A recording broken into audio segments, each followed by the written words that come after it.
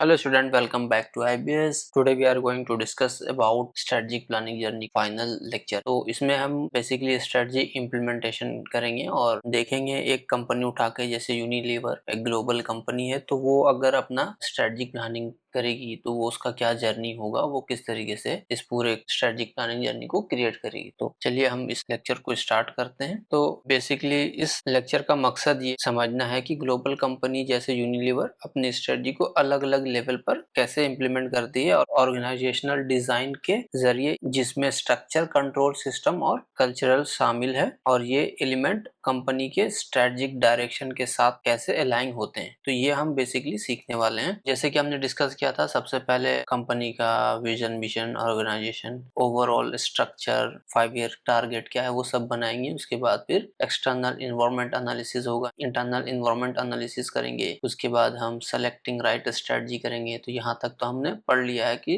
कौन कौन से स्ट्रेटजी होते हैं। ठीक है, अपने बिजनेस के बेसिस पे आप कोई सा भी स्ट्रेटजी यूज कर सकते हैं। मान लीजिए कि कॉस्ट डिफरेंशिएशन या आपको डिफरेंशिएशन या आपको चारों स्ट्रेटजी अलग अलग सेगमेंट में अलग अलग जगह पे अप्लाई कर सकते हैं। उसके बाद डेवलपमेंट एंड इम्प्लीमेंटेशन करेंगे हम चूज एन स्ट्रेटजी को। तो जो भी आपकी स्ट्रेटजी हम सेलेक्ट करेंगे उसको किस तरीके से स्ट्रक्चर वे में, न्यूमेरिकल वे में कन्वर्ट करते हैं, वो हम बजटिंग फोरकास्टिंग में सीखेंगे। यहाँ पर हम सेलेक्टिंग राइट स्ट्रेटजी तक हम सीख लेंगे कि ओवरऑल पूरा स्ट्रक्चर किस तरीके से बन के तैयार होता है। तो सबसे पहले जैसे है defining company vision and mission. तो ये मिशन एक स्ट्रेटजिक फाउंडेशन प्रोवाइड करता है हर मेजर डिसीजन, चाहे वो प्रोडक्ट डिजाइन हो या मार्केटिंग हो या सस्टेनेबिलिटी हो, और ग्लोबल इंक्लूसिवनेस के साथ अलाइन होता है। ऑर्गेनाइजेशन डिजाइन को इसलिए इकोनॉमिक और सोशल वैल्यू क्रिएट दोनों को इनेबल करना होता है कि आपका जो प्रोडक्ट हो वो इकोनॉमिक वैल्यू भी क्रिएट कर रहा है और सोशल वैल्यू भी क्रिएट कर रहा है, ताकि वो जो प्रोडक्ट हो उसको सोशल और पॉलिटिकली उसको एक्सेप्ट किया जाए। ऐसा प्रोडक्ट ना हो जिसको आपको मार्केट में सोशली एक्सेप्टेबल नहीं है, या फिर जिसकी वजह से बहुत ज्यादा CO2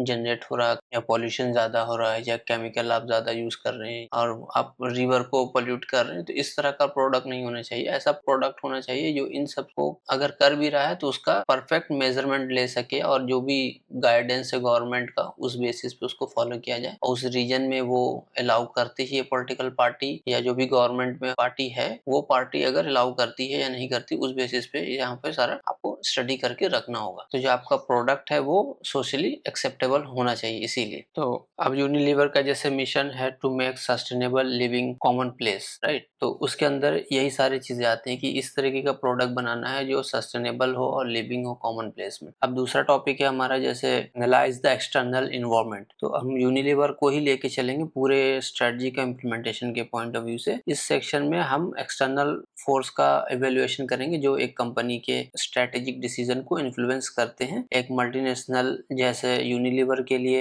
external environment analysis multiple level पर होना चाहिए। अब क्योंकि ये है ग्लोबल कंपनी तो मल्टीपल लेवल पे होगा, ठीक है। इंडस्ट्री और नेशनल कॉन्टेक्स्ट में लेकर ग्लोबल कॉम्पिटिटिव फोर्स तक पूरा स्टडी करना है। जैसे कि आपको इंडिया में है तो आपको नेशनल लेवल पे स्टडी करना है, इंटरनेशनल लेवल पे करना है, उसके अलावा ग्लोबल लेवल पे भी आपको स्टडी करना है और इंडस्ट्री लेवल पे करना है।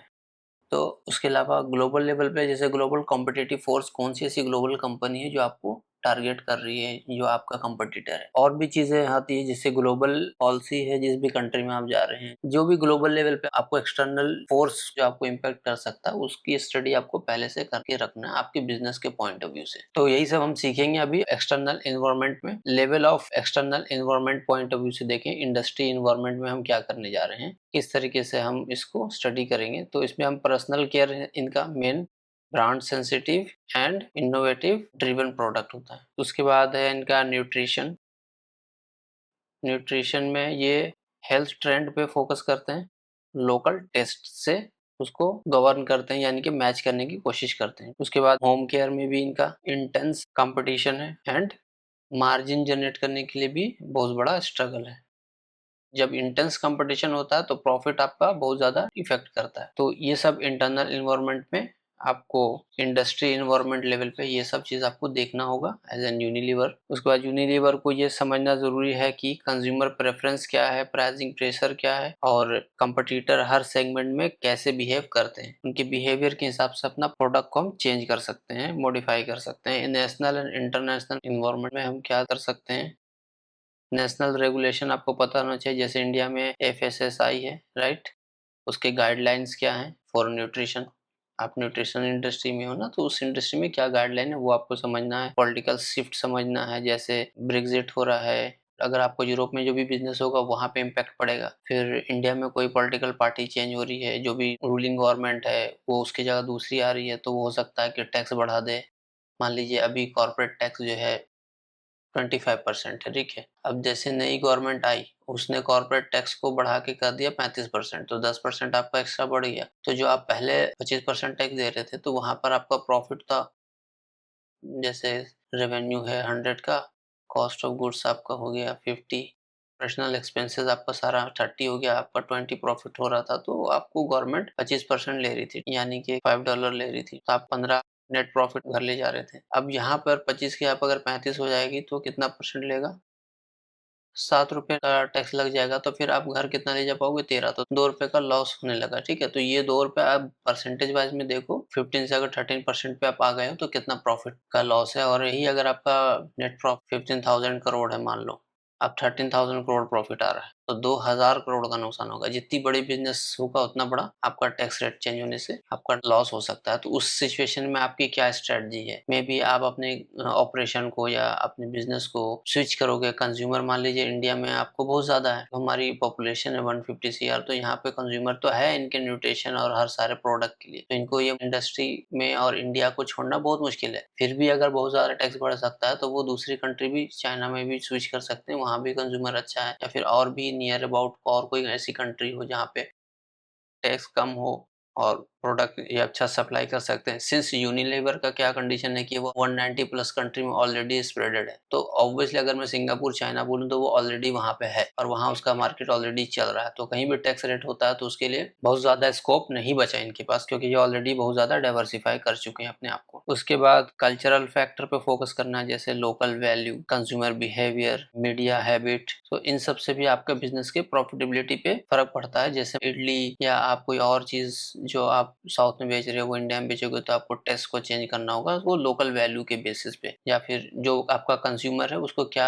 प्रीमियम प्रोडक्ट पसंद है या अफोर्डेबल प्रोडक्ट पसंद है, स्किन केयर की ऑडियंस कैसी है आपकी, उस बेसिस पे आपको प्रोडक्ट को उनके प्रेफरेंस और नीड के बेसिस पे आपको मॉडिफाई करना होगा, इमोशनली उनको कनेक्ट करना होगा, जैसे भी आपको। स्ट्रेटजिक इम्प्लीमेंटेशन जो होता है बेसिकली लोकलाइजेशन को यूनिलीवर के ऑर्गेनाइजेशन डिजाइन में इनबेड करना चाहिए, स्पेसिफिकली मार्केटिंग में एंड कंप्लायंसेस में और प्रोडक्ट कस्टमाइजेशन में। तो अब जैसे मार्केटिंग टीम है, कंप्लायंस और प्रोडक्ट कस्टमाइजेशन में इनको जो भी लोकलाइज रिक्वायरमेंट है उसको उस बेसिस पे प्रोडक्ट फिट बनाना पड़ेगा। तो इसके लिए आप अगर टॉप में बैठे हो सेंटर ऑफिस में या कहीं भी और आपको पूरा का पूरा स्ट्रेटजिक प्लानिंग बनाना है, तो उसके लिए पूरी टीम होती है। ये नहीं है कि स्ट्रेटजिक प्लानिंग कोई एक बंदा बैठ के करता है, नहीं। अब जब यूनिलीवर जैसी कंपनी है 190 प्लस कंट्री में अगर है वो, तो ऑब्वियसली इसको डिवाइड कर देंगे रीजन के बेसिस पे, मान लो Asia, Africa, EU, USA, Brazil वगैरह इसी में आ जाएगा, यूरोप में सारे यूरोपियन कंट्रीज आ जाएगी, एशिया अफ्रीका हो गया, चाइना अलग कर देंगे, रशिया अलग कर देंगे, तो इस तरीके से worldwide region wise break down कर देंगे। फिर हर रीजन का अलग अलग इसी तरीके स्ट्रेटेजिक प्लानिंग का रिपोर्ट बनेगा, ठीक है। अब उसमें भी वो उसको फर्दर डिवाइड कर सकते हैं बेस्ड ऑन कंट्री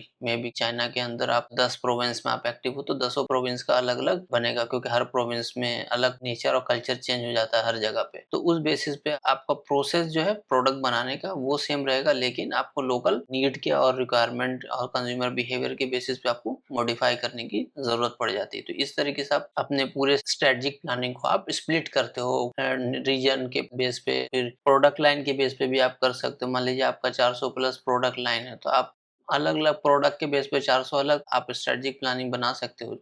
ये भी आपके लिए अच्छा होगा कि एक प्रोडक्ट है आपका, मान लीजिए डव, डव का वर्ल्ड वाइड प्लान बना लो, ठीक है। उसको फिर आप डिवाइड कर दो कि वर्ल्ड वाइड में हम 190 कंट्री में हम काम कर रहे हैं, तो उसको या फिर पहले ऐसे तोड़ दो, उसके बाद फर्दर उसको आप तोड़ दो कंट्री वाइज, रीजन वाइज, फिर जितना भी मान लीजिए कि 300-400 अलग अलग स्ट्रेटेजिक प्लान बन जाएगा। हर कंट्री के बेस पे उसको क्लब करके आपको समराइज प्लान बनाना पड़ेगा। तो उसमें क्या होगा कि पूरा रिसर्च रहेगा कि कब क्या करना है, वो डॉक्यूमेंटेशन करना ज़रूरी होता है और उस बेस पे फिर आपका जो फाइनेंशियल मॉडलिंग हो गया या एफपीएनए टीम जो होती है वो सारा रिसर्च करती है। तो एफपीएनए टीम में भी एक बंदा नहीं होता। अब ऐसी बड़ी कंपनी होगी तो इसमें हो सकता है कि 30-40 एफपीएनए के बंदे हो, तो हर बंदा अलग-अलग चीज़ का स्टडी कर रहा होता है, नहीं तो हम बजट ही बनाते रह जाएँगे, पूरा साल निकल जाएगा। समझ रहे हैं आप? और ये ऐसा तो है नहीं कि 1 साल का काम, यूनिलीवर का 20 साल 30 साल का एक्सपीरियंस है, राइट? वो धीरे-धीरे इवॉल्व हुई है। तो उनका हर कंट्री का ऑलरेडी स्ट्रेटेजिक प्लानिंग बना हुआ होगा डॉक्यूमेंट, उसको फर्स्ट रिव्यू करके मॉडिफाई करना है बेस्ड ऑन इमर्जिंग ट्रेंड हो गया या फिर जो भी न्यू टेक्नोलॉजी इनोवेशन हो रहा है उस बेसिस पे, या कुछ नए प्रोसेस